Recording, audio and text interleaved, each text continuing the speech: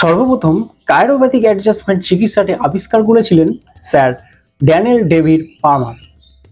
তিনি দেখেছিলেন তার এক দারোয়ানের কানে কম শুনছিলেন এবং তাকে ভালো করে অ্যানালাইজ করে দেখেন মেরুদণ্ডের কোনো একটি হাড় তার পজিশন থেকে সরেছিলেন।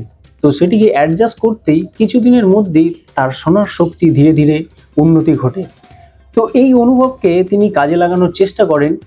তিনি অ্যানালাইজ করেন যে মেরুদণ্ড থেকে যে পেরিফেরাল নার্ভ সিস্টেম বাইরে বেরিয়ে আসে, সেই নার্ভগুলো আমাদের শরীরের অঙ্গ প্রত্যঙ্গ ও গুরুত্বপূর্ণ জায়গাতে ছড়িয়ে থাকে, তারা সেখানে শক্তি প্রদান করে থাকে। তার ফলে আমরা সবসময় সব কিছু খুব স্বাভাবিকভাবে করতে পারি।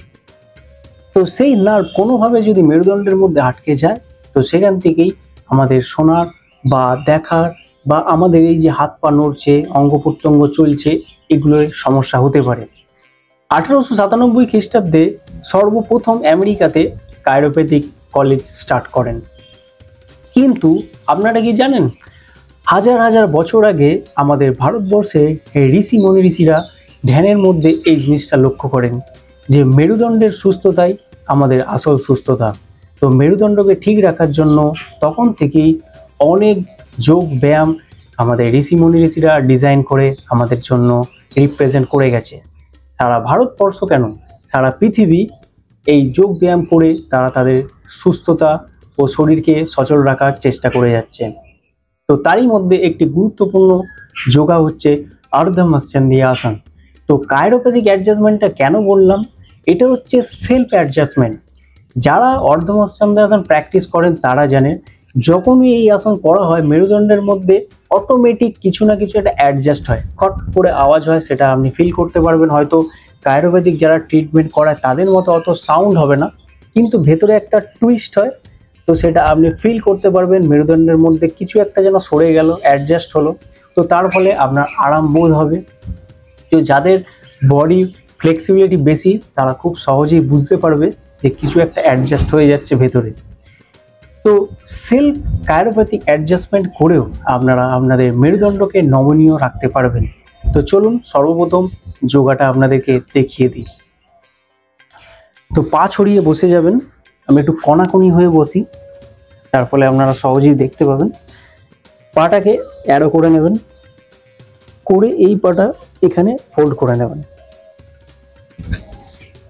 হাঁটুটাকে ধরার চেষ্টা করবেন। আমি যখনই ধরলাম আমার মেরুদণ্ডের মধ্যে একটি হাড় খটাম করে আওয়াজ হলো, তো এটা সেলফ অ্যাডজাস্ট হয়ে গেল। নেকটা যতটা পারবেন ঘোরাবেন। যখনই আপনি নেকটা স্ট্রেচ করবেন তো নেকের মধ্যেও একটা সাউন্ড হবে। বডি স্ট্রেট করার চেষ্টা করবেন। 30 সেকেন্ড হোল্ড। আবার অপোজিট পা।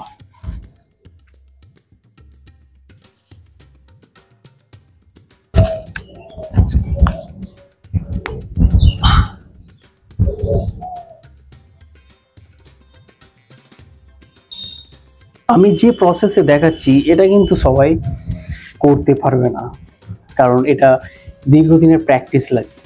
তাই আপনারা এটাকে করতে পারেন, পাটাকে ছড়িয়ে রাখলেন।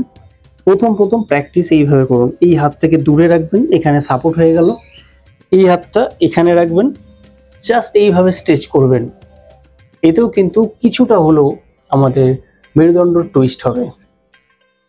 এদিক দিয়ে দেখে নিন, এই যে এটা রাখলেন, এই হাতটা দূরে আর এখানে বডিটাকে স্ট্রেট করার চেষ্টা করবেন। এটা খুব ইজি প্রসেস, আপনারা এইভাবে প্র্যাকটিস করতে পারেন।